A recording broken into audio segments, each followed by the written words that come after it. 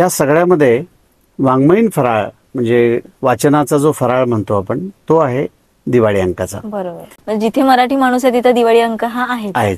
अतिशय माइलस्टोन दिवाळी अंक समजला जातो, जो सर्वाधिक खप एकेकाळी होता आणि आजही मोठ्या प्रमाणावर खपतो. तस तो अंक म्हणजे तरी मूळ दिवाळी अंक मुद्रित स्वरूपातला वाचनाची जी मराठी माणसाची सवय आहे ती राहणारच आहे. आज सगळ्यात मोठा प्रॉब्लेम दिवाळी अंकांच्या बाबतीत काय की महाराष्ट्रामध्ये वितरण व्यवस्था फार अपुरी आहे. सोशल मीडियामुळे दिवाळी अंकांचं काय होणार, दुर्दैवाने जाहिराती मिळत नाहीत, हा असा काळ आहे आता.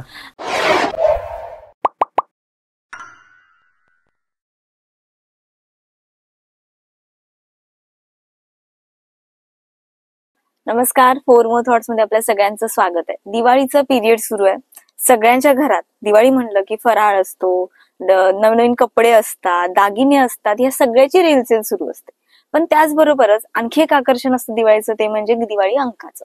प्रत्येकाच्या घरात म्हणजे मराठी माणूस म्हणलं की दिवाळी अंक हा आणलाच जातो. तर या दिवाळी अंकाबद्दल सगळ्यांना एक आकर्षण असतं. त्यामध्ये नवनवीन गोष्टी असतात, कथा असतात, चर्चा असतात. या सगळ्या गोष्टींनी दिवाळी अंक हा सजलेला असतो. तर हाच दिवाळी अंक कसा तयार केला जातो, त्यामागे काय काय नियोजन केलं जातं आणि या सगळ्याची प्रोसेस काय असते, तर याच दिवाळी अंकाबद्दल आपल्याला जे जे काही प्रश्न आहेत त्या सगळ्या प्रश्नांची उत्तरे आज आपल्याला मिळणार आहेत. आणि आज जे आपल्याकडे आज गेस्ट आहेत, चौफेर दिवाळी अंक जो आहे, ज्याला यावर्षी 25 वर्ष पूर्ण होत आहेत, त्याचे अतिथी संपादक अरुण नाईक सर आज आपल्या सोबत आहेत. त्याचबरोबर साहित्य आणि वाङ्मय क्षेत्रात जे मुसाफिर करतायत त्यातले जे तज्ज्ञ आहेत ते म्हणजे अरुण नाईक सर आज आपल्या सोबत आहेत. त्यांचं आपण स्वागत करूया. नमस्कार सर. नमस्कार. तुमचं आज स्वागत आहे आमच्या शो मध्ये. आणि पहिली गोष्ट म्हणजे दिवाळीची तुम्हाला खूप खूप शुभेच्छा. तुम्हालाही शुभेच्छा सगळ्यांना. सर, आता आपला विषय आहे की दिवाळी अंक. तर तुम्ही 25 वर्ष झालं दिवाळी अंकासाठी काम करताय. तर हा दिवाळी अंक सुरू केव्हा झाला होता? कारण खूप वर्ष मी लहानपणापासून बघते की घरात दिवाळी अंक हा येतोच दिवाळीला, पण सुरुवात कुठून झाली होती याची? फार इंटरेस्टिंग आणि फार रंजक अशी गोष्ट आहे त्याची. पण मराठी माणसाच्या मनामध्ये इतर भारतीय सगळे जे सण आहेत महत्त्वाचे, त्यातली दिवाळी हा सण शतकानुशतके अतिशय उत्साहानं मराठी माणूस साजरा करतो. त्यामुळे मराठी सणांचा मुकुटमणी जर कुठला असेल तर तो म्हणजे दिवाळी आहे. त्यामुळे दिवाळीला आपण जसे कपडे लत्ते खरेदी करतो, उटणं, साबण, सगळ्या पंत्या, अगरबत्त्या, सगळं जे खरेदी करतो, फराळाचे जिन्नस बनवतो, तर ह्या सगळ्यांची मिळून एक दिवाळी असते. ते एक वातावरण तयार होतं.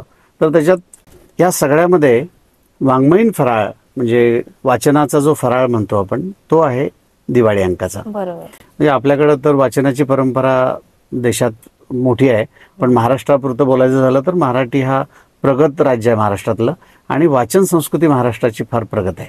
तर या वाचन संस्कृतीतला दिवाळी अंक हे एक क्षेत्रीय महाराष्ट्राचं असं एक युनिक वैशिष्ट्य आहे की जे संपूर्ण देशभर अशा प्रकारे दिवाळी अंक निघण्याची परंपरा आणि प्रथा ही महाराष्ट्राला लाभलेलं आहे. इतर राज्यांमध्ये या प्रकारचे दिवाळी अंक किंवा अशा पद्धतीचे अलीकडे काही निघायला लागलेत, पण प्रथा आणि परंपरा शतकाचा 100 वर्षांचा प्रवास म्हणाला तर ते मराठीला लाभलेलं आहे. हे आपलं मराठीचं वैशिष्ट्य आहे. आणि म्हणजे सुरुवात कोणत्या वर्षी दिवाळी अंक हा पहिला प्रसिद्ध झाला होता, म्हणजे त्याची काही गोष्ट किंवा अशी काय काही? त्याचे जर साधारणतः वाचन प्रक्रियेचे टप्पे जर सांगायचे झाले तर आपल्याकडे ज्यावेळी 1818 साली ब्रिटिशांचं राज्य सुरू झालं आणि तिथून धर्मप्रसारासाठी म्हणून प्रिंटिंग प्रेसचा उदय झाला. म्हणजे यापूर्वी मराठी वाचन चळवळ होती, अनेक पोथ्या, धर्मग्रंथ हे सगळे लिखित, हस्तलिखित स्वरूपात किंवा मौखिक स्वरूपामध्ये होते. आणि अनेक शतकानुशतके जसं तुकारामाची किंवा ज्ञानोबांची एखादी ओवी, तुकारामांचा अभंग, हे सगळं आपण अनेक शतकांपासून वाचत ऐकत आलेलो आहोत. आपलं सगळं सांस्कृतिक संचित आहे. तर हे सगळं मौखिक स्वरूपात होतं. नंतरच्या काळामध्ये काही कागद चीनमधनं आला आणि ते हस्तलिखित स्वरूपामध्ये होतं. आणि प्रिंटिंग प्रेसला सुरुवात साधारणतः 18व्या शतकात झाली, आणि ती पण झाली ब्रिटिशांच्यामुळं, आणि ती पण त्यांच्या एका विशिष्ट गोष्टीमुळं की त्यांच्या धर्माचा प्रसार त्यांना करायचा होता. ख्रिश्चन धर्माचा प्रचारासाठी म्हणून प्रिंटिंग प्रेस सुरू झाली आणि प्रादेशिक भाषेत पुस्तकं यायला लागली. म्हणजे इंग्रजीत पुस्तकं मराठी वाचकाला देऊन काहीच कळणार नाही, त्यामुळे मराठी भाषेत पुस्तकं छापायची प्रथा सुरू झाली आणि तिथून मग टप्प्याटप्प्यानं मुद्रणकला विकसित होत गेली. तर मराठी दिवाळी अंकाच्या बाबतीमध्ये सांगायचं झालं तर 1909 साली मराठीतला पहिला दिवाळी अंक काशीनाथ रघुनाथ आसगावकर यांनी संपादित केला. हे लेखक होते, अतिशय उत्तम अनुवादक होते आणि त्यांचं वैशिष्ट्य म्हणजे ते बंगाली साहित्याचं प्रचंड आवड होती त्यांना. म्हणजे आज जवळजवळ 116 वर्षापूर्वीची ही जुनी गोष्ट आहे. काशीनाथ रघुनाथ आसगावकर हे मुंबईच्या GPO म्हणजे मुख्य पोस्ट ऑफिस हे मुंबईचं आहे, त्या मुख्य पोस्ट ऑफिसच्या बाहेरच्या बाजूला बसायचे आणि लोकांची त्या काळात साधारणतः पोस्ट कार्ड कोणाला लिहायचं असेल किंवा कोणाला मनी ऑर्डर पाठवायची असेल तर सरसकट कोणाला लिहिता वाचता यायचं नाही, त्याचं प्रमाण कमी होतं.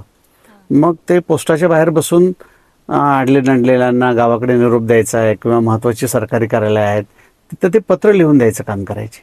म्हणजे पूर्वी पत्र लिहून द्यायचे, पोस्टाच्या बाहेर माणसं असायची, तसं ते काम करायचे. आणि त्यांचं वैशिष्ट्य काय की ते चांगले उत्तम वाचक होते, त्याला वाचनाची आवड होती. आणि त्या GPO पोस्ट ऑफिसमध्ये मित्र या नावाचे एक बंगाली हेड पोस्ट मास्तर होते आणि या मित्रांच्या संपर्कात ते आले. तो बंगाली गृहस्थ होते ते. आणि बंगालमध्ये काय की वाचन, साहित्य, संगीत हे सगळं बंगाली लोकांचं फार मोठं त्याला एक परंपरा आहे. त्यांच्यामुळं बंगाली साहित्य ते वाचायला लागले आणि बंगाली मुख्य म्हणजे बंगाली भाषा शिकले ते. आणि त्या काळामध्ये दुर्गापूजा बंगालमधला जो महत्त्वाचा सण आहे, त्या दुर्गापूजेच्या वेळी दुर्गा विशेषांक साहित्यिक विषयक अंक विशेषांक प्रकाशित व्हायचे. आणि ते कुठंतरी मित्रांच्या संपर्कात आल्यामुळं त्यांना वाटलं की जसे बंगालमध्ये दुर्गापूजेला विशेष अंक निघतात तसा मराठी दिवाळी अंकाच्या बाबतीमध्ये मराठी दिवाळीच्या वेळी विशेष अंक आपण काढूया.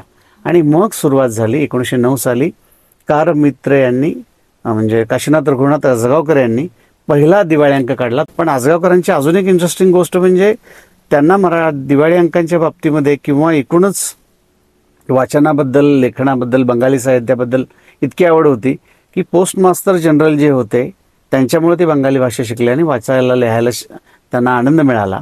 तर त्यांचंच आडनाव जे आहे मित्र नावाचं ते त्यांनी स्वतःला घेतलं आणि आसगावकर नावापेक्षा काशीनाथ रघुनाथ मित्र हे नाव त्यांनी धारण केलं आणि मराठी अंकांची परंपरा पुढे सुरू झाली त्यांच्यामुळे. त्यांचं योगदान फार महत्त्वाचं आहे, खूप मोठं आहे, कारण त्यांच्यामुळेच दिवाळी अंक सुरू झाले. आज 116 वर्षे ही परंपरा सुरू आहे महाराष्ट्रामध्ये. 1909 पासून म्हणल्यावर खूप जुने आहे. आणि आतापर्यंत बघितलं तर असे किती दिवाळी अंक आता आहेत मार्केटमध्ये की जे संख्या सांगता येईल का? की साधारणतः 1000हून अधिक दिवाळी मराठी मध्ये दिवाळी अंक निघतात. विशेष म्हणजे महाराष्ट्रातच प्रकाशित होणाऱ्या दिवाळी अंक तर आहेतच आहेत, पण महत्वाचं म्हणजे जी मराठी माणसं परदेशात आज गेलेली आहेत, महाराष्ट्र मंडळ आहेत, लंडनमध्ये असतील, अमेरिकेमध्ये असेल, न्यूझीलंडमध्ये असेल, अशा वेगळ्या देशांमध्ये मराठी माणसं काम करतात. तिथूनही काही मराठी अंक ते प्रकाशित करतात त्या त्या देशातून. म्हणजे तुम्हाला आश्चर्य वाटेल की बेने इस्रायली नावाचा एक समूह आहे की आपल्याकडं ज्यावेळी काही कारणामुळं हे लोक स्थलांतरित झाले, इस्रायलमध्ये गेले आणि इस्रायलमध्ये बेने इस्रायली नावाचा एक समूह आहे की जो मराठी लिहितो वाचतो. तिथूनही काही अंक, मासिकं, पुस्तकं इस्रायलमध्ये प्रकाशित होतात. त्यानंतर महाराष्ट्रात तर होतातच होतात. म्हणजे महाराष्ट्रात तर पुणे मुंबई हे आपलं सांस्कृतिक मुख हब आहे. पण याबरोबरीने महाराष्ट्रातल्या वेगळ्या कानाकोपऱ्यात, जिल्ह्यात, तालुक्याच्या ठिकाणाहून दिवाळी अंक प्रकाशित होता. म्हणजे चांद्यापासून बांद्यापर्यंत अनेक ठिकठिकाणाहून दिवाळी अंक प्रकाशित होतात. या व्यतिरिक्त महाराष्ट्राबाहेर जो बृहण महाराष्ट्र आहे, म्हणजे जसं की कलकत्ता आहे, हैदराबाद आहे, भोपाळ आहे मध्य प्रदेशमध्ये, या ठिकाणाहून काही दिवाळी अंक मराठीत प्रकाशित होतात. म्हणजे दिवाळी अंक मर्यादित महाराष्ट्रापुरतं राहिलेलं नाहीये. तर जिथे जिथे मराठी आहे, जिथे जिथे मराठी माणूस आहे, तिथे तो वैश्विक स्वरूपात तो आज दिवाळी अंक, जिथे मराठी माणूस आहे तिथे दिवाळी अंक हा आहे असं म्हणू शकतो. त्याचं स्वरूप वेगवेगळं आहे. पण मला आता विचारायचं की आता हा दिवाळी अंक जनरली काय होतं की दिवाळी अंक हा दिवाळीत प्रसिद्ध होतो, पण त्याची जी प्रोसेस असते ती केव्हापासून सुरू होते? तुम्हाला सांगितलं तसं की दिवाळी अंक हे एक महाराष्ट्राचं संचित आपण म्हणतो. तर असे काही दिवाळी अंक आहेत की ज्यांनी फार मोठा पायंडा आणि माइलस्टोन्स दिवाळी अंक आहेत, त्यांनी काही परंपरेनं एक माइलस्टोन तयार करून ठेवलेला आहे. त्यामुळं आपला प्रत्येकाचाच दिवाळी अंक त्या ताकदीचा आणि चांगला व्हावा असं प्रत्येक जणच बघतो. त्यामुळे त्याची जशी तयारी असते की जशी गणेशोत्सवात मूर्तींची तयारी अनेक वर्षांपासून असते, मंडळांची लगबग सुरू असते, तशीच दिवाळी अंक प्रकाशित करणाऱ्या लोकांची लगबग ही वर्षभर सुरू असते. पण त्यातलं मुख्यतः हे वर्षभर जरी होत असलं तरी आपण असं म्हणूया की 6-7-8 महिने अगोदर त्याचं काम सगळं प्लॅनिंग सुरू होतं. आणि या वर्षीची रचना काय ठेवायची, त्याचे विशेषांक काढायचा आहे का कुणाला, किंवा स्वरूप आपल्या अंकाचं प्रत्येकाची काहीतरी खासियत आहे. म्हणजे theme प्रत्येक ठरवली दिवाळी जात अंकाची असणार. थीम, त्याचा एक आवाका, त्याचं मांडणी, त्याचे लेखक, त्याचं एक स्वरूप प्रत्येकाचं त्याच्या इंटरेस्ट प्रमाणे वेगळं असतं. आणि ही तयारी साधारणतः 7 ते 8 महिने अगोदरपासून सुरू असते. आणि काही महत्वाचे दिवाळी अंक 1 वर्षभरापासून अगोदर तयारी करतात. काही अचानक करून पण चांगले दिवाळी अंक निघतात. असं ते प्रत्येकाचं काहीतरी प्लॅनिंग आणि त्या पद्धतीनं त्याचं काम सुरू असतं. मग तुम्ही जसं थीम म्हणला, तर थीम मध्ये पण असं असतं का की बाबा एखादा अंक असेल तर फक्त पॉलिटिकलच असेल, त्यामध्ये सगळे पॉलिटिकल्स असतील, एखादा कॉमेडी असेल तर त्यामध्ये कॉमेडी जॉनर सगळा असेल, अशा प्रकारे काही असतात किंवा सिनेसृष्टीतले काही असतील तर ते पूर्ण त्याच्यामध्ये तेच सगळे लेख असतील, अशा प्रकारे सब्जेक्ट वाईज असतात की दिवाळी अंक म्हणलं तर सगळेच प्रत्येक सेक्टर मधले? साधारणतः दिवाळी अंक म्हटल्यानंतर आपल्याला काय नजरेसमोर येतं, तर वेगळ्या प्रकारच्या सुंदर अशा कथा, कादंबऱ्या, त्यानंतर कविता, प्रवास वर्णनं, ललित लेख, विनोद, असं सगळ्यांनी भरगच्च असलेले अंक बऱ्यापैकी कॉमन असतात की सगळंच एकत्र असतं. जे महत्वाचं वाटतं त्या पद्धतीने करतात. पण या व्यतिरिक्त काही विशेषांक जे आहेत, दिवाळीचे अंक आहेत, हे खास विशेषांक म्हणून प्रकाशित होतात. जसं की मराठीमध्ये अतिशय माइलस्टोन दिवाळी अंक समजला जातो, जे सर्वाधिक खप एकेकाळी होता आणि आजही मोठ्या प्रमाणावर खपतो. तर तो अंक म्हणजे आवाज. तर आवाज हा विनोदासाठी प्रसिद्ध दिवाळी अंक आहे. विनोदी साहित्य, खुसखुशीत विनोदी साहित्यासाठी प्रसिद्ध असलेला दिवाळी अंक आहे. तर या अंकामधलं एक दुसरं वैशिष्ट्य आहे की या अंकाचं कव्हर जे आहे ते खिडकी चित्र म्हणून प्रकाशित होतं. खिडकी चित्र म्हणजे दिवाळी अंक उघडला की तुम्हाला एक वर इमेज दिसते, आत ती कट असलेली इमेज असते आणि तुम्ही त्यावेळी अंक प्रत्यक्ष उलगडता त्यावेळी आत एक पूर्ण वेगळं चित्र असतं, बाहेर एक दिसणारं वेगळं चित्र असतं. ही खिडकी चित्र जी संकल्पना आहे ही आवाजनं मराठीमध्ये रूढ केली आणि विनोदाला वाहिलेला दिवाळी अंक आहे. जसं की धनंजयचा दिवाळी अंक आहे, हा भयकथा गुडकथेसाठी प्रसिद्ध होतो.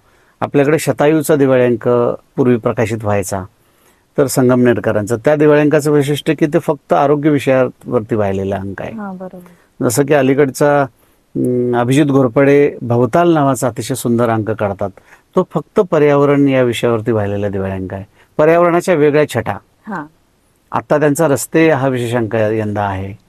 तर असे वेगवेगळ्या विषयाला अनुसरून दिवाळी अंक प्रकाशित होत असतात आणि ते अतिशय समृद्ध दिवाळी अंक आहेत हे सगळे. म्हणजे प्रश्न विचारायचं कारण काही मी असे बघितलेत की रेसिपीजचे पण दिवाळी अंक आहेत. दिवाळी आली की रेसिपीजचे वेगळे दिवाळी अंक पण प्रकाशित केले जातात. आता दिवाळी अंकाचं तुम्ही सांगितलं तसं पण पुस्तक रूपी दिवाळी अंक हा आपण बघितला जातो. पण आता मीडिया बदलत चाललाय, कारण सोशल मीडिया खूप लोक वापरतायत. तर मग त्या संदर्भात दिवाळी अंक नेक्स्ट जनरेशनला किंवा भविष्यात राहील का दिवाळी अंक, की त्याला तुम्ही माध्यमाची वेगवेगळ्या जोड देताय? कसं आहे की दिवाळी अंक हा मुद्रित स्वरूपामध्येच प्रकाशित होतो आणि तशीच वाचायची आपल्या सगळ्यांना सवय आहे की ते एक दिवाळी अंक आला की त्याचं प्रिंटेड व्हर्जन, त्याचा एक गंध जो असतो शाई आणि कागदाचा, तो एक छान असतो. त्यामुळं ते जी एक सवय आहे मराठी माणसाला दिवाळी अंक म्हणून घेण्याची हातात प्रिंटेड, ती राहणारच आहे.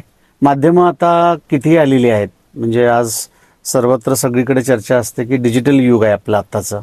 तर डिजिटल युगामध्ये सगळ्यांचा स्क्रीन टाइम प्रचंड वाढलेला आहे. यूट्यूब चॅनल्स असतील किंवा आज इंटरनेटवरच्या अनेक प्रकारच्या वेबसाईट्स असतील, रील्स असतील, या सगळ्यांनी आपलं जगण्याचा प्रत्येक भाग व्यापलेला आहे. तो इतका व्यापला आहे की त्याच्याशिवाय आता पर्याय नाही आपल्याला. तर या सगळ्या माध्यमामध्ये वाचन संस्कृतीवरती मोठ्या प्रमाणात परिणाम झालाय आणि नक्कीच थोडाफार परिणाम झालेलाच आहे, नो डाऊट. पण या सगळ्यामध्ये महत्वाची गोष्ट काय की हा जरी परिणाम झाला असला तरी सोशल मीडियामुळं वाचनावरती परिणाम झालाय, ह्याचा परिणाम काही काळ राहणारच आहे. त्यामुळे वाचन थोडंसं कमी झालं असलं तरी माध्यमांतर झालंय असं मला वाटतंय. माध्यमांतर झालंय म्हणजे काय की आता अलीकडच्या काळामध्ये मुद्रित माध्यमासोबत दिवाळी अंक किंडलवर तुम्हाला ई बुक्स स्वरूपामध्ये वाचायला मिळालेलं आहे. बरेच दिवाळी अंक मराठीतले आज किंडल किंवा ई एडिशन मधनं उपलब्ध आहेत. PDF स्वरूपातल्या व्हर्जन मधले पण दिवाळी अंक मराठीमधले काही उपलब्ध आहेत. जसं की आपण युनिकोड फॉन्टच्या माध्यमातून वर्ल्ड वाईड वेबवरती कुठला युनिकोड फॉन्ट ओपन होतो त्या माध्यमातूनही दिवाळी अंक वाचता येऊ शकतात. असे काही दिवाळी अंक आहेत. त्यानंतर स्टोरीटेल सारखं माध्यम आहे की ज्या माध्यमानं यापूर्वी ऑडिओ व्हिज्युअल नाही, ऑडिओ स्वरूपातला दिवाळी अंक उपलब्ध केलेला होता स्टोरीटेलनं, किंवा आणखीनही काही लोकांनी प्रयोग तसे केलेले होते. म्हणजे इंटरेस्टिंग वे ना आणखी जास्त नवीन नवीन माध्यमं हाताळली जातात, पण दिवाळी अंकाचा आविष्कार वेगळ्या स्वरूपातनं उपलब्ध होतो. पण हे जरी सगळं असलं तरी मूळ दिवाळी अंक मुद्रित स्वरूपातला वाचनाची जी मराठी माणसाची सवय आहे ती राहणारच आहे. म्हणजे उलट त्या माध्यमांचा उपयोग काय, ही माध्यमं कितीही वाढली असली तरी ती मूळ आत्ता कसं आहे की आज सगळ्यात मोठा प्रॉब्लेम दिवाळी अंकांच्या बाबतीत काय की महाराष्ट्रामध्ये वितरण व्यवस्था फार अपुरी आहे. म्हणजे एखादा दिवाळी अंक कुठल्या तरी फार चांगल्या स्वरूपात प्रकाशित होणारा नागपूरहून जर दिवाळी अंक असेल तर तो महाराष्ट्रभर पोहोचणार कसा, त्याचं वितरण व्यवस्थेचे प्रश्न आज मोठे आहेत. बरोबर. वितरक सगळे पुणे मुंबईतच आहेत मुख्यतः, आणि ते अगदी 1 2 3 4 5 एवढेच आहेत मर्यादित. मुख्य वितरक म्हणतोय आपण, सोल एजंट आपण म्हणूया. जसं की आज पूनम एजन्सी पुण्यामधली एक मोठी वितरण एजन्सी आहे की जी संपूर्ण महाराष्ट्राच्या बाहेर काम करते. बागवे एजन्सी जुनी आहे की मुंबईतनं काम करते, आणि काही महत्त्वाचे लोक काम करतात त्याच्यामध्ये. तर या सगळ्यामध्ये प्रॉब्लेम काय की ह्या सगळ्या लोकांना दिवाळी अंक तो त्यांच्यापर्यंत वेळेत आणून पोहोचवणं आणि त्याचं वितरण होणं हे सगळ्यात मोठं चॅलेंज दिवाळी अंकाच्या बाबतीत आहे. पण सोशल मीडियाचा तुम्ही उल्लेख केला, सोशल मीडियामुळे दिवाळी अंकांचं काय होणार, तर त्याला पॉझिटिव्हली मी असं बघेन की आज आमचा दिवाळी अंक आहे, मी काय अंकामध्ये अनुक्रमणिका वापरली, कंटेंट काय स्वरूपाचं आहे, दिवाळी अंकाचं माझं काय वैशिष्ट्य आहे, हे मी सोशल मीडियावरती मार्केटिंग करू शकतो. आणि कुठलाही वाचक ऑनलाईन तो आज विकत घेऊ शकतो, मागवू शकतो. इतकं ते सोपं आहे. वितरणाचा जो प्रॉब्लेम आहे त्याच्यावर एक उत्तम उपाय सोशल मीडियानेच आम्हाला दिलाय. सोशल मीडिया जसा एक प्रकारे मारक आहे तसा तो तारक पण आहे. तर त्याचा उपयोग काय करून घ्यायचा हे पद्धतीने ठरवायचा आहे. असं म्हणतात की एआय मुळे बऱ्याच लोकांचे जॉब चाललेत. एआय मुळे कसं होईल की खूप कामं जातील आणि त्याच्यानंतर काही जे सुरू आहेत कामं ती बंद पण होतील असं पण म्हणतात. पण त्याच्याऐवजी आपण जर त्याचा असा युज केला तर नक्कीच आपल्याला त्याचा फायदा पण होऊ शकतो. 100%. पुण्यातल्या एका आमच्या मित्रांनी एक प्रयोग केला होता मागे 2 वर्षापूर्वी. त्यांनी विनायक पाचलगांनी AI वर आधारित दिवाळी अंकाचं त्यांच्या मुखपृष्ठ तयार केलं आणि ते पहिल्यांदा वापरलं होतं.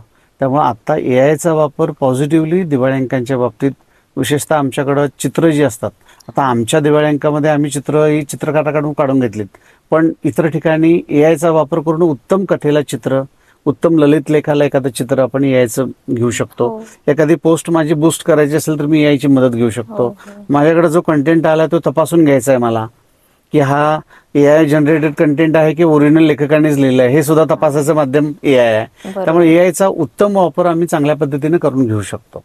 आणि आता मला विचारायचे, तुम्ही कथा असतात, तुमच्याकडे लेख येतात, कविता येतात, मग त्याचं तुम्ही सिलेक्शन कसं करताय?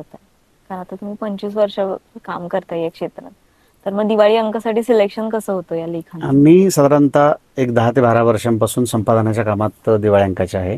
आमचा जो अंक आहे चौफेर समाचार नावाचा, त्याला यंदा 25 वर्ष पूर्ण झालेले आहेत. तर या अंकाचं काम करताना साधारणतः आमचा पॅटर्न असतो की आम्ही विशेष अंक असा कुठला करत नाही. आम्ही सगळंच चौफेर या नावाप्रमाणे वेगळ्या स्वरूपातला वाचनीय मजकूर, समकालीन ताज्या विषयांना आम्ही जास्त करून प्राधान्य देतो आणि त्या प्रकारचे आम्ही विषय निवडतो. तर आमची प्रत्येकाची शैली आहे, प्रत्येक संपादकाची. जसं की अरुण शेवते आज ऋतुरंग नावाचा दिवाळी अंक मराठीतला एक प्रसिद्ध दिवाळी अंक आहे. तर त्यांचा दिवाळी अंकाची एक मध्यवर्ती संकल्पना असते, काहीतरी थीम असते आणि त्या थीम प्रमाणे ते काम करतात. ते वर्षभर काम चालतं त्यांचं. ती एक थीम ठरवली की त्या संकल्पनेभोवती त्यांचं मग त्या प्रकारचे लेखक, काही बॉलिवूडमधले सुद्धा काही चांगले लोक आहेत, विशेषतः गुलजार असतील, गुलजारांच्याकडनं पण ते लेखन घेतात आणि एखाद्या ताज्या दमाच्या लेखकांचंही लेखन घेतात. तर ते त्यांचं काम चालतं. अक्षर नावाचा दिवाळी अंक आहे मराठीमध्ये. मौज नावाचा दिवाळी अंक जो आहे की ज्याला 100 वर्ष पूर्ण झाली आता 2022 साली, 100हून जास्त झालेला दिवाळी अंक आहे. तर त्यांच्या प्रत्येक संपादकाची त्या दिवाळी अंकांच्या व्यवस्थापनाची किंवा संपादकाची एक दृष्टिकोन असतो. त्या दृष्टिकोनापासून तो दिवाळी अंकाचं यंदाचं प्लॅनिंग माझं काय करायचं आहे हे जो तो ठरवत असतो. त्याप्रमाणे ते सगळं प्लॅनिंग ठरलं की सगळ्यात पहिला महत्त्वाचा भाग येतो की दिवाळी अंक एकूण 3 टप्प्यामध्ये कुठलाही प्रकाशित होत असतो. पहिला टप्पा असतो की मी काय करायचं यंदाच्या दिवाळी अंकामध्ये, त्याचं प्लॅनिंग. त्या प्लॅनिंगप्रमाणे तो लेखकांची नावं, मला काय यंदा हवं आहे त्याचं सगळं कच्चं प्लॅनिंग करून त्याची एक लिस्ट आउट Draft करतो, तयार करणं. ड्राफ्ट तयार करतो. मग आपल्याला हवे ते लेखक आणि हवे त्या लेखकाप्रमाणे थीमप्रमाणे मला काय करायचं आहे त्या लेखकांना कॉन्टॅक्ट करून त्यांचं लेखन मिळणार आहे नाही मिळणार आहे त्याची एक चाचपणी करतो. मग त्यानंतर त्याचा पहिला मसुदा तयार होतो की यंदा या माझ्या अंकामध्ये साधारणतः एक 70% 60% लेखक हे आहेत. मग त्याप्रमाणे प्रत्येकाचा अटेन्शन स्पॅन आता कमी झालेला आहे दुर्दैवानं. म्हणजे एका लेखकाकडनं हुकमी लेखन घेणं आणि ते तसं मिळेल प्रत्यक्षात, हा जो प्रवास आहे हा फार अवघड आहे प्रत्येक दिवाळी अंकाच्या संपादकाचा. चॅलेंजिंग गोष्ट आहे. म्हणजे मला प्रॉमिस केलेलं असतं की यंदा मी या प्रकारची कथा तुम्हाला देतोय आणि प्रत्यक्षात 2-3 महिन्या अगोदर हे प्लॅनिंग ठरल्यानंतर आपल्याकडे मजकूर तो एक विशिष्ट काळात एक पुढच्या 2 महिन्यात हातात यायला पाहिजे असतो. पण 2 महिने आल्यानंतर तो अंकाचा मजकूर त्या लेखकाचा तयार झालेला नसतो. ते प्लॅनिंग प्रॉब्लेममध्ये येऊ शकतं. मग त्याला पर्यायी व्यवस्थापन प्रत्येकाला करावी लागते.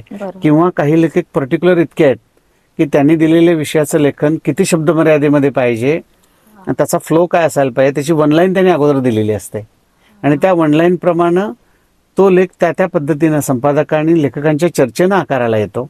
मग आलेला मजकूर जो आहे आपल्याकडं, तो आलेला मजकूर संपादक कुठलाही वाचतो, त्यावरती काही त्याच्यात दुरुस्ती करायची असेल, लेखकाशी काही चर्चा करायची असेल की त्यात अजून काही बदल अपेक्षित असेल तर तो बदल करून घेतला जातो आणि लेखकाने संपादकाच्या चर्चेनंतर मग त्याला फायनल लेखाचं किंवा कथेचं स्वरूप ठरतं. आणि मग एकदा तो एक्सेप्ट केला, स्वीकारला संपादकांना, की मग पुढची प्रोसेस सुरू होते. सगळा आलेला मजकूर जसा जसा येईल तसा पहिल्यांदा तो बऱ्यापैकी आत्ता सध्या आलेला मजकूर हा ऑपरेटेड DTP तयार झालेलाच मजकूर येतो शक्यतो. हाताने हस्तलिखित स्वरूपातला अलीकडे येत नाही कारण आधुनिक काळ आहे आपला. त्यामुळे आलेला मजकूर हा पुढं मग प्रूफ रिडिंगसाठी मुद्रित शोधनाचा जो भाग आहे तो फार महत्वाचा आहे. कारण आलेला मजकूर आयाचा अंकात आपण दिला तर शुद्ध लेखनाच्या चुका राहतील.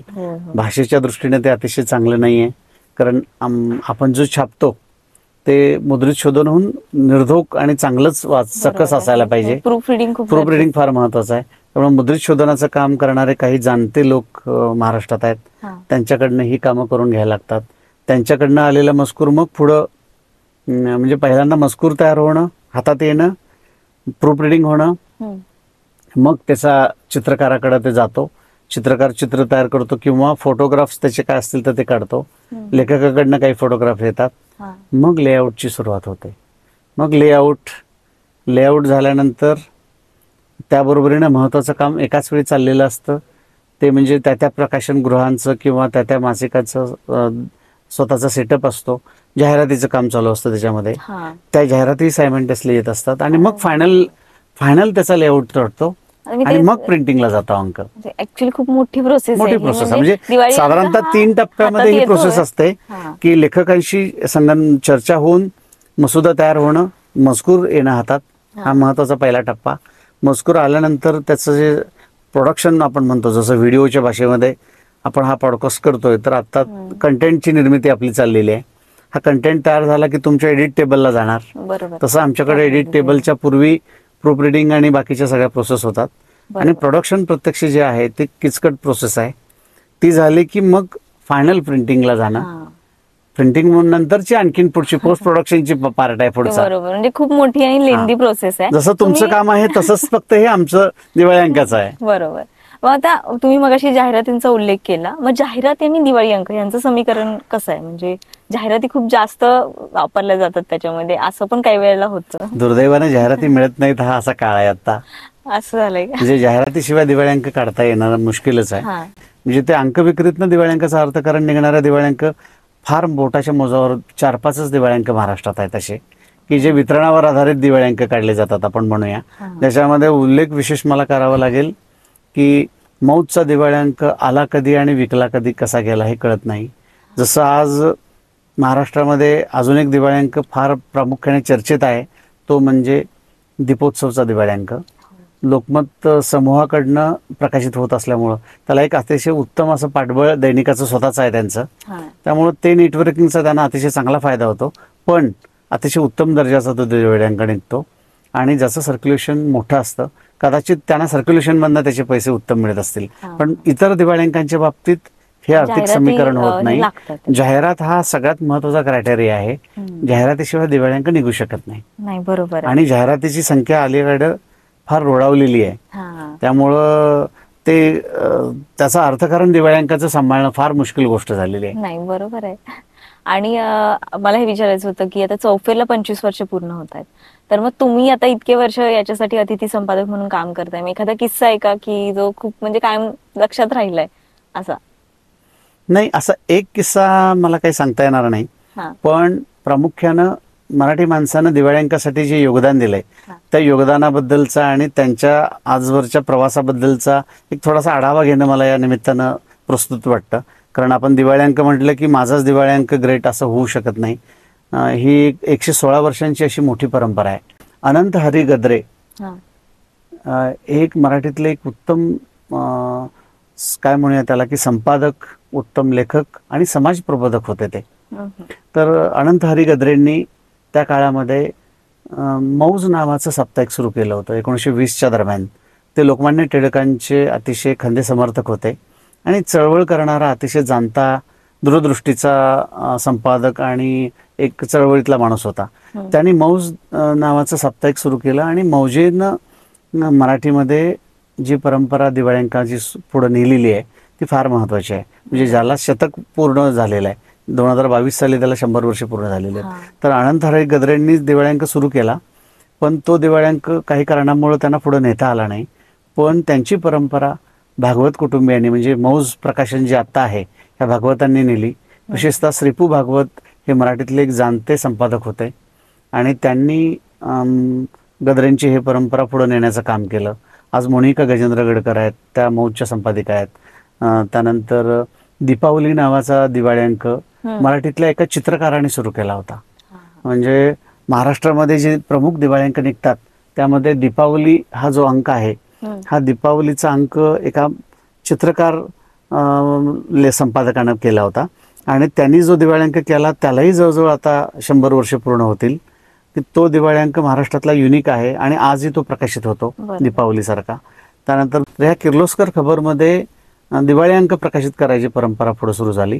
किर्लोस्कर खबरचं पुढे किर्लोस्कर नावाचं मासिक सुरू झालं की ज्यांनी महाराष्ट्राच्या वैचारिक पायंडा सुरू केला, त्यांचा उल्लेख मला केला पाहिजे. आनंद अंतरकरांनी जो हंस आहे, हंस नावाचा दिवाळी अंक आहे की जोही अनेक वर्ष प्रकाशित होतो, त्या दिवाळी अंकाचं योगदान फार मोलाचं महत्वाचं आहे. नंतरच्या काळामध्ये आवाज नावाचा दिवाळी अंक आहे. अशा अनेक दिवाळी अंक आहेत. माझा दुर्दैवानं सगळ्यांच्या नावांचा उल्लेख करणं शक्य नाही, पण खूप मोठी परंपरा आहे. ह्या दिवाळी अंकांनी जी परंपरा केलेली आहे याचं आपण स्मरण केलं पाहिजे असं मला वाटतंय.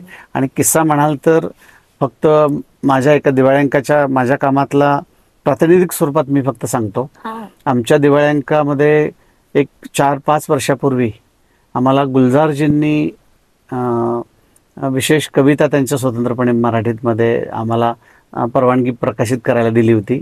आणि अरुण शेवतेंच्या मदतीमुळं आम्हाला गुलजारांच्या कविता मराठीमध्ये प्रकाशित करण्याचा सन्मान मिळाला आणि त्यामुळं आम्ही गुलजारींच्या कविता मराठीमध्ये अनुवादित करून प्रकाशित करू शकलो. आणि गुलजारींच्या पर्यंत अंक तो गेला आणि त्या अंकाचं अप्रिशिएशन त्यांनी केलं आणि त्या वर्षीच्या त्या दिवाळी अंकाला त्यांनी स्वाक्षरी करून जी प्रत गुलजाराजींनी मला परत दिली ती माझ्या एक संस्मरणीय असं ठेवाय माझ्याकडं. त्यानंतर नागराज मंजुळेंनी पण मला दिवाळी अंकात चौफेरच्या आपल्या दिवाळी अंकामध्ये विशेष कविता स्वतःच्या त्यांच्या दिल्या होत्या. नागराज मंजुळे जसे एक उत्तम चित्रपटकर्मी म्हणजे चित्रपट दिग्दर्शक आहेत तसे ते उत्तम कवी आहेत. एक हळवा मनाचा माणूस आहे तो. त्यांच्या कविता आपण प्रकाशित केल्या होत्या, ती आठवण आहे. किशोर कदम सौमित्र त्यांच्या स्वतःच्या कविता आमच्या अंकामध्ये आल्या होत्या. मागच्या वर्षी तर आम्ही देशातले मोठे गीतकार आपण म्हणतो जावेद अख्तर, तर जावेद अख्तरांनी मला त्यांच्या कविता दिल्या होत्या. त्यांचा एक स्वतंत्र विभाग मागच्या वर्षीच्या दिवाळी अंकात आम्ही तो प्रकाशित केला होता. त्यांनीही त्याचं कौतुक केलं होतं. असे अनेक लोक दिवाळी अंकाच्या माध्यमातून जोडले जातात. बरोबर. मला वाटतं की एक अशी आठवण कुठली नसते. नसतं. हो. अनेक वेगळ्या प्रकारचे आपण लेखक जोडत असतो. त्या लेखकांचा जो गोतावळा आहे हा आम्हाला काम करण्यासाठी प्रेरणा देतो. नवीन नवीन साहित्य त्यांच्याकडनं मिळतं, नवीन वाचायला मिळतं, त्या निमित्तानं त्यांच्याशी जो संवाद त्यांच्याकडून होतो, शिकायला पण बऱ्याच शिकायला गोष्टी, म्हणजे मिळतं. माणसं जोडली तर पण जातात हे जे त्याच्यातून. दिवाळी अंकाचं व्यासपीठ आहे हा. हे केवळ वाङ्मयीन व्यासपीठ तर आहेच आहे, हा. पण त्यापेक्षा माणसं जोडणारा एक महत्वाचा संचित दिवाळीचा दुवा आहे असं मला वाटतंय. बरोबर. आणि म्हणूनच या भावनेतनच आम्ही चौफेरचं आम्ही काम करत आलेलो आहे. त्याला आज 25 वर्ष पूर्ण झालेले आहेत. तर हा एक आनंदाचा भाग आहे हो. प्रत्येकाचा. दिवाळी अंकाचं एक संचित म्हणून आपण प्रत्येक जण पाहतो हा. आणि प्रत्येक संपादकच या नजरेनेच पाहतो.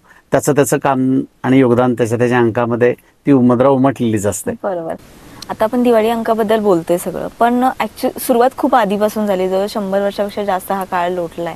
तर याच्यामध्ये असे साहित्य योगदान दिवाळी अंकाचं काय म्हणता येईल आपल्याला? मराठी दिवाळी अंकांनी मराठी साहित्य परंपरेला उजागर केलेलं आहे. हा. आणखीन त्याला अधिक लाईमलाईटमध्ये आणायचं काम केलेलं आहे.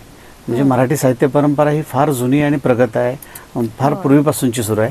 पण दिवाळी अंकांनी जर महत्त्वाचं काय काम केलं असेल की त्या काळातल्या लेखकांना आपल्या पोटात सामावून घेतलं हा. आणि नवीन लेखकांना जोमानं लिहिण्यासाठी बळ दिलेलं आहे. बरोबर. म्हणजे अनेक कवी असे आहेत की ज्या कवींनी दिवाळी अंकातनं पूर्वीच्या काळात पहिल्यांदा लेखन केलं असेल त्यांचं, आणि त्यानंतर ते नंतर फार प्रसिद्ध कवी म्हणून पुढे आलेले आहेत. आणि जसे बुजुर्ग लेखक आहेत की ज्यांनी काही काम केले, ज्यांच्या कामाची दखल थोडीफार होती पण ती फार चर्चेत आली आहेत, अशा अनेक गोष्टी आहेत.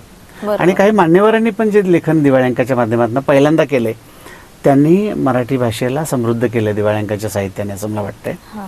विशेष उल्लेख करायचा झाला तर मौज दिवाळी अंकामध्ये बटाट्याची चाळ, हा. जे पु ल देशपांडेंचं गाजलेलं लेखन आहे, पुस्तक आहे, हो. तर त्या पुस्तकाचा काही भाग हा पहिल्यांदा मौजच्या दिवाळी अंकामध्ये छापून आला होता. हा. आणि नंतर ते पुस्तक रूपामध्ये पुढे झाला. पु ल देशपांडेंचीच मराठी वाङ्मयाचा गाळीव इतिहास नावाचं एक अतिशय सुंदर असं मराठीतलं पुस्तक आहे पु ल देशपांडेंचं. ते मौजच्या दिवाळी अंकामध्ये मराठी वाङ्मयाचा गाळीव इतिहास नावाचा लेख म्हणून छापून आलं होतं. तर अशा अनेक वेगळ्या प्रकारच्या दिवाळी अंकामधनं लेखन जे पहिल्यांदा दिवाळी अंकात छापून आलं आणि नंतर त्याला मराठी रसिकांनी इतकी दाद दिली की पुस्तक रूपानं पण त्याला अधिक चर्चा झाली. अशा अनेक लेखकांनी मराठी दिवाळी अंकातनं सुरुवातीला लेखन केलं आणि त्यांचं नाव प्रसिद्धीला आलं, किंवा प्रसिद्ध आहेत त्यांनी लिहिलं पहिल्यांदा इथं. ही परंपरा दिवाळी अंकाची मोठी नाहीये की मोठी परंपरा आहे त्याची. हा. त्यामध्ये मोठ्या मोठ्या लेखकांनी लिहिलं पण आहे आणि मोठ्या मोठ्या लेखकांची करिअर पण घडली त्याच्यातून. तुम्ही आता चौफेर बद्दल माहिती सांगितलीच, पण त्याबरोबर इतर सुद्धा जे दिवाळी अंक प्रसिद्ध होत आहेत त्याबद्दल सुद्धा सखोल माहिती सांगितली, म्हणजे त्यांची हिस्ट्री पण सांगितली आणि आता करंट सिच्युएशन त्यांची काय आहे, तुम्ही कोणते कोणते दिवाळी अंक आम्ही वाचू शकतो हे आम्हाला आणि प्रेक्षकांना देखील आज कळालं. त्या म्हणजे खूप छान आणि सुंदर माहिती आज आम्हाला मिळाली दिवाळी अंकाबद्दल. तर तुम्हाला काही सांगायचं आहे का प्रेक्षकांना? प्रेक्षकांना मला एवढंच सांगायचं आहे की दिवाळीच्या ज्या मूळ बजेटमध्ये प्रत्येकानं किमान 5 तरी दिवाळी अंक घ्यायला पाहिजेत विकत. 5 शक्य नाहीत असं मला वाटत असेल, म्हणजे मध्यमवर्गीय आपल्या सगळ्याला, तर किमान 2 तरी दिवाळी अंक मराठीतले ज्याला जे आवडतील ते विकत घेऊन वाचले तर ही दिवाळी अंकाची परंपरा जी इतक्या वर्षांची आहे आणि त्याच्या मागे जे झटणारे अनेक असंख्य लोक आहेत महाराष्ट्रात, महाराष्ट्राच्या बाहेर, या सगळ्यांची कृतज्ञ नोंद होईल असं मला वाटतं. त्यामुळे प्रत्येकाने दिवाळी अंक विकत घेऊन वाचावे असं मी आवाहन करेन आपल्या माध्यमातून. धन्यवाद. धन्यवाद सर.